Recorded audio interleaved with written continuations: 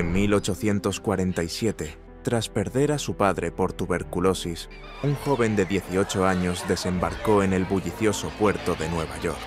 Era solo otro inmigrante entre miles, vendiendo puerta a puerta. Nadie sabía que estaba a punto de redefinir la historia de la moda y el trabajo. Ese joven era Loeb Strauss, a quien pronto conocerían como Levi Strauss. Esta es la historia de cómo un inmigrante huérfano pasó de vender telas en las calles a fundar una empresa multimillonaria que vestiría a generaciones enteras, Levi's.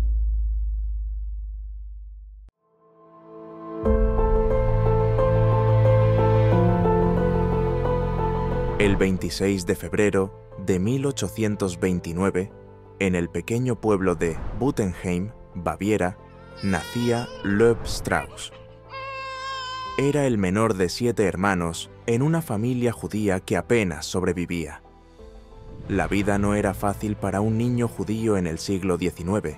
En un continente que oscilaba entre revoluciones y represión, los Strauss vivían con un pie en la fe y otro en la incertidumbre. Su padre, Hirsch Strauss, era comerciante de telas y botones, un hombre de manos agrietadas por el trabajo y ojos llenos de esperanza para sus hijos. Pero la esperanza es frágil.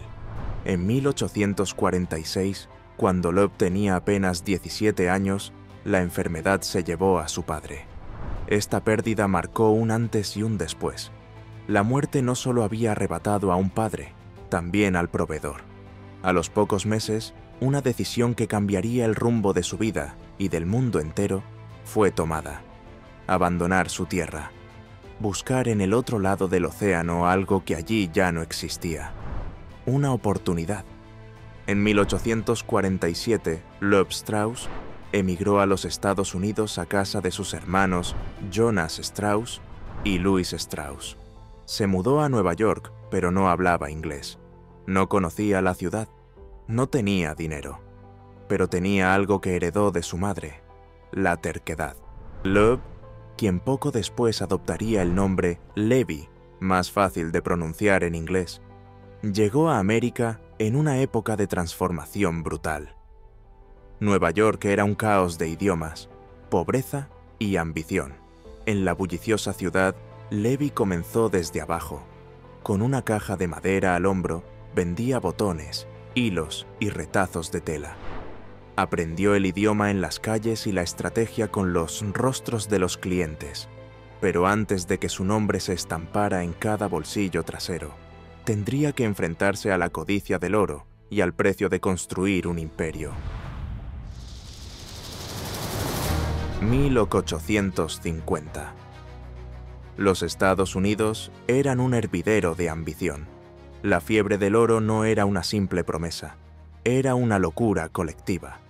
La población de California aumentó dramáticamente de unos 14.000 no nativos americanos en 1848 a más de 223.000 en solo 2 años.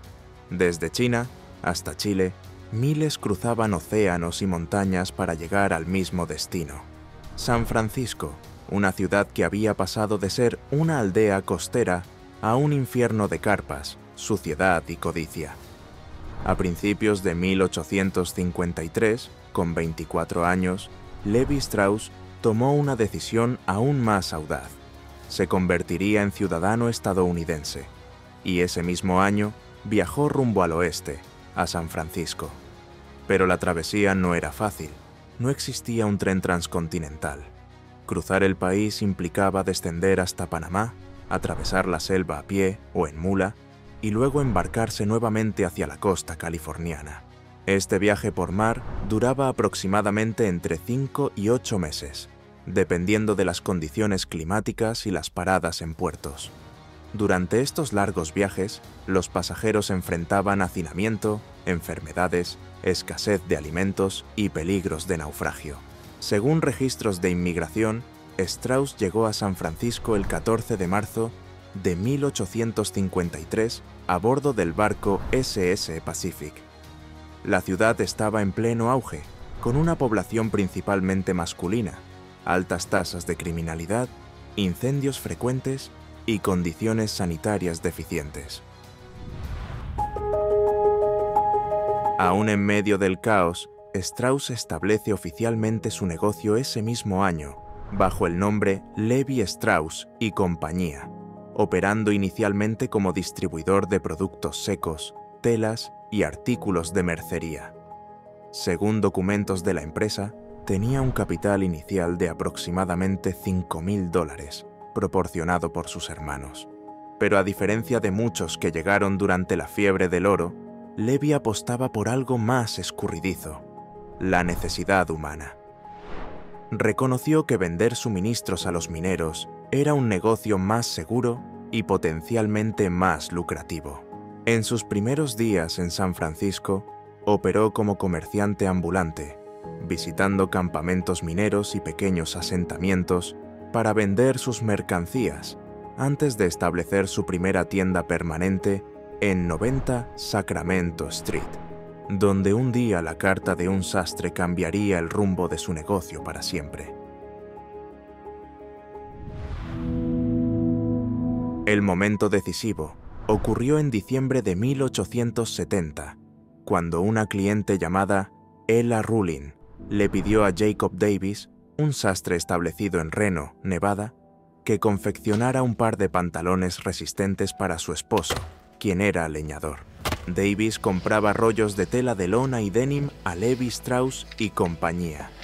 Siendo su proveedor y movido por el miedo de que robaran su idea, el 2 de julio de 1872, Davis escribió a Levi Strauss para hacer una colaboración hasta hoy considerada uno de los mayores hitos comerciales de la historia de la industria de la confección estadounidense.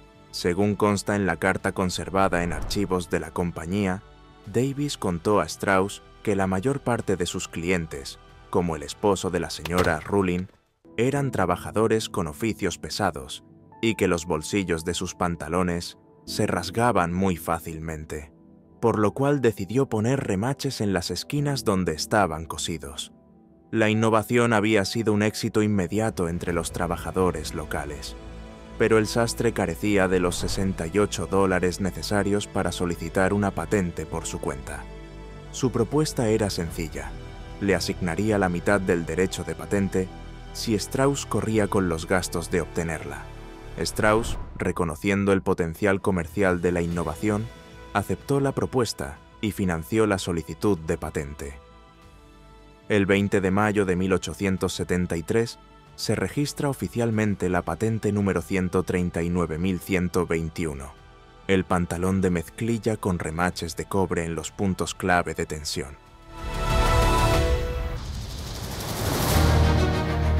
Deja un comentario si has usado pantalones Levi's y si sabías que los remaches en los bolsillos del jean vienen de esta colaboración. Tras obtener la patente, Davis se mudó a San Francisco para supervisar la producción en masa de estos pantalones reforzados en la fábrica de Strauss. Aunque hay rumores sobre la absorción de la empresa del sastre por parte de la marca, no existen datos documentados sobre este hecho. Lo que sí se evidencia en los registros de nómina de la época es que la compañía contrató a Davis con un salario para supervisar la producción y continuó trabajando para Levi Strauss y Compañía hasta su muerte en 1908, supervisando la producción y desarrollando otras innovaciones para los pantalones de trabajo. Fue así como estar a la vanguardia llevó a Levi Strauss & Co. a su consolidación como marca. A este punto no había inventado el jean todavía, pero inventó el concepto de vender algo más allá del producto, durabilidad como promesa. Eso fue revolucionario. Pero los desafíos no desaparecían. Las lluvias arruinaban las mercancías. Los robos eran constantes. La competencia era brutal. Algunos meses eran pérdida pura. Pero Levi no buscaba oro, buscaba permanencia. Mientras todos buscaban enriquecerse rápido, él plantaba semillas que darían fruto por cientos de años.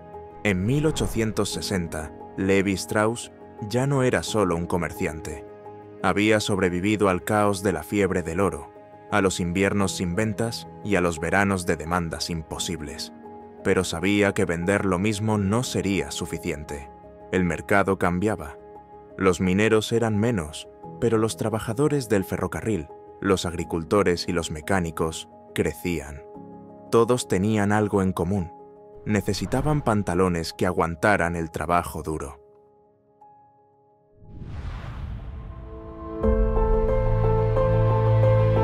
La empresa empezó a usar diversos tipos de telas, incluyendo la lona marrón para los primeros overoles patentados en 1873.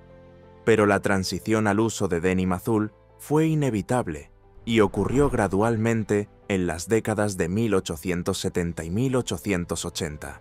El denim era grueso, resistente y más flexible que la lona. Para 1879, los libros contables de la compañía muestran que la versión de denim índigo superaba en ventas a la versión de lona marrón, lo que aceleró la transición completa hacia el denim. Pero además este material tenía una peculiaridad. Se teñía con índigo, un pigmento azul oscuro que no penetraba del todo en las fibras. Eso significaba que el color se desvanecía con el uso, creando un patrón único de desgaste. Strauss lo entendió enseguida. Cada pantalón contaría su propia historia. Esa fue la verdadera semilla del ícono, una prenda que no solo duraba, sino que evolucionaba con quien la usaba. Era ropa con memoria. Había nacido algo más que una prenda. Había nacido el jean.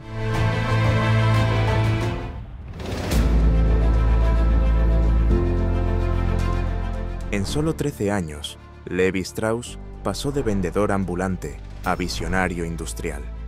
Su empresa ahora tenía una identidad, una firma y un producto revolucionario. Aunque no todo fue ideal. Levi enfrentó copias, demandas, aumentos de costos, problemas logísticos. Los archivos judiciales muestran que en los primeros meses, tras obtener la patente, el 20 de mayo de 1873, Levi Strauss & Co. identificó al menos 7 fabricantes en San Francisco que estaban copiando el diseño de pantalones con remaches. Los libros contables de la empresa revelan que la compañía gastó más de $8.500 de la época, alrededor de $500,000 a día de hoy, en honorarios legales relacionados con la protección de patentes entre 1873 y 1880.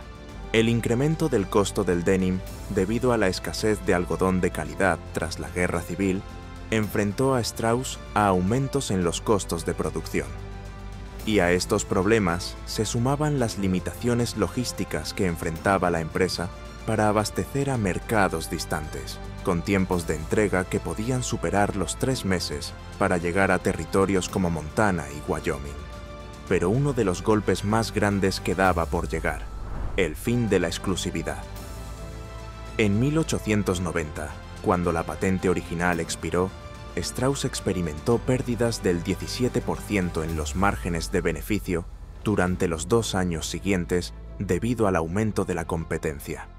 Los directorios comerciales de San Francisco y otros centros industriales del oeste muestran que en los 18 meses siguientes a la expiración de la patente, al menos 14 nuevos fabricantes comenzaron a copiar descaradamente el diseño de Strauss.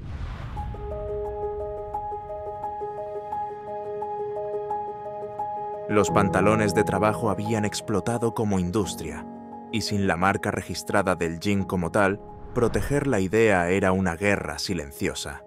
Pero Strauss comprendía una verdad simple: si no puedes evitar que te copien, haz que te recuerden. Comparte con alguien que le encantan los jeans Levi's. Strauss entendía la psicología antes de que existiera el término marca. Necesitaba un símbolo que los trabajadores analfabetos pudieran reconocer. Algo que representara fuerza, pero también orgullo.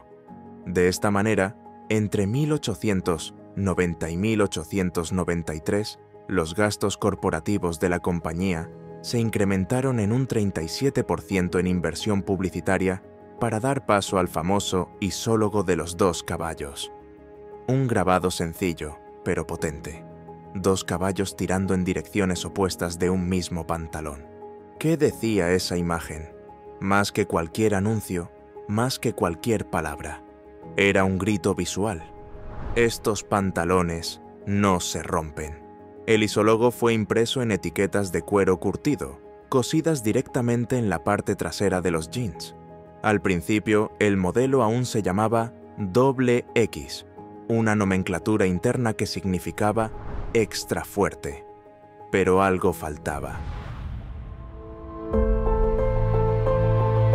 Los registros de inventario de la década de 1870 muestran que los pantalones de trabajo reforzados con remaches recibieron inicialmente números de lote para control interno, hasta llegar al famoso 501, que se convertiría en la insignia de la marca. ¿Pero por qué 501? Nadie lo sabe con certeza. Aunque existen varias teorías populares, los registros internos indican que el 5 designaba la categoría de pantalones de trabajo y el 01 indicaba la calidad premium dentro de esa categoría. La primera referencia al 501 como identificador específico aparece en un catálogo de 1912, aunque todavía no como nombre principal del producto. No fue sino hasta 31 años más tarde, en 1943, cuando la empresa registró oficialmente el número 501 como marca comercial en la Oficina de Patentes y Marcas de Estados Unidos. Los archivos de campañas publicitarias de los años 60 muestran que el 501 se había convertido en el elemento central de la identidad del producto, aunque el isólogo de los 2 caballos seguía usándose en las etiquetas. Esta transición refleja la evolución de la estrategia de marketing de la empresa, que pasó de enfatizar la durabilidad del producto, simbolizada por los caballos, a construir una identidad de marca basada en la autenticidad y la herencia americana, representada por el icónico número 501.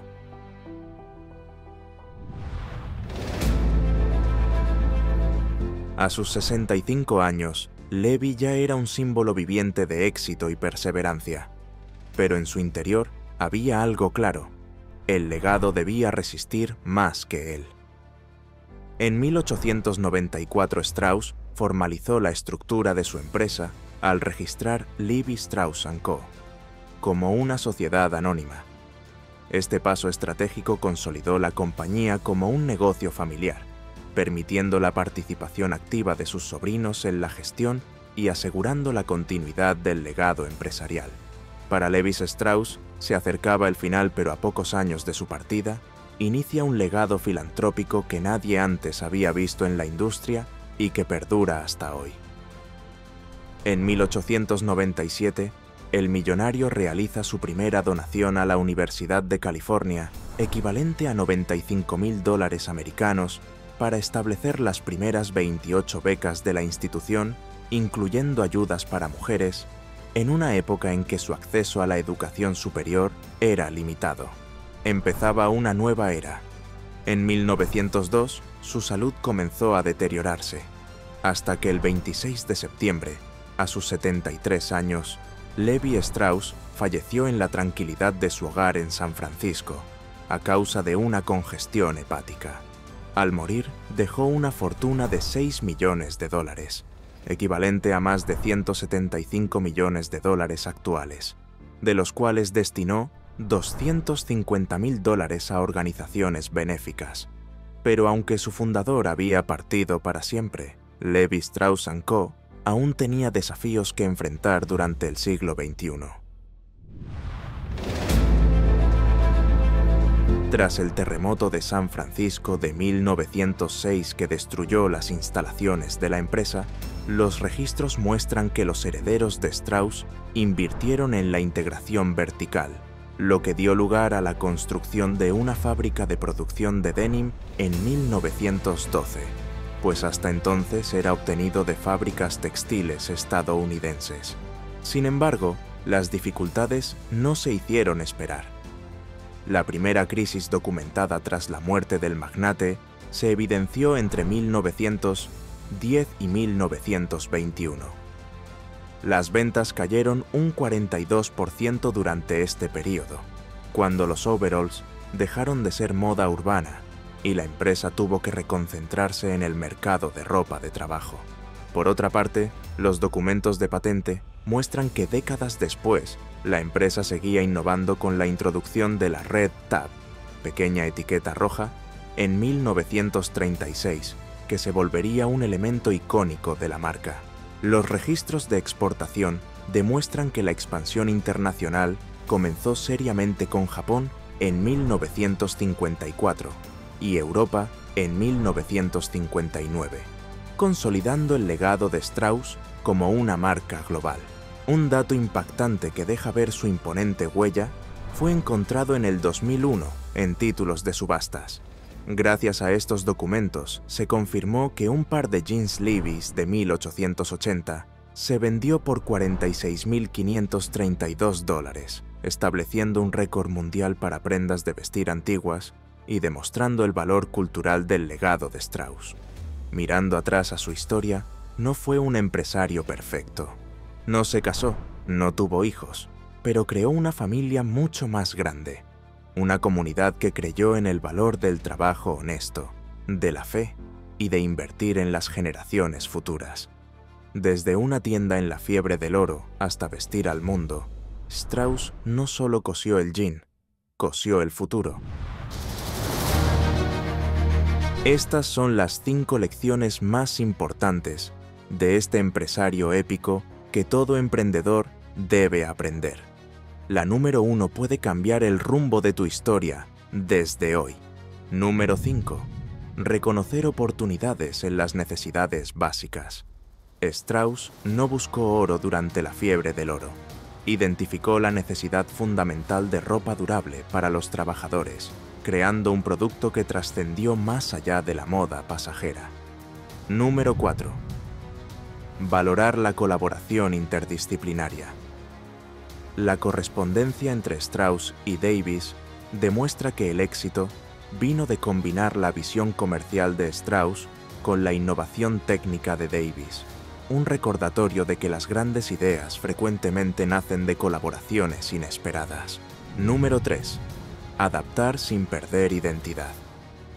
Los registros de producto muestran cómo la empresa mantuvo los valores centrales de calidad y durabilidad a través de múltiples crisis, adaptándose a nuevos mercados sin comprometer sus estándares fundamentales. Número 2. Invertir en comunidades.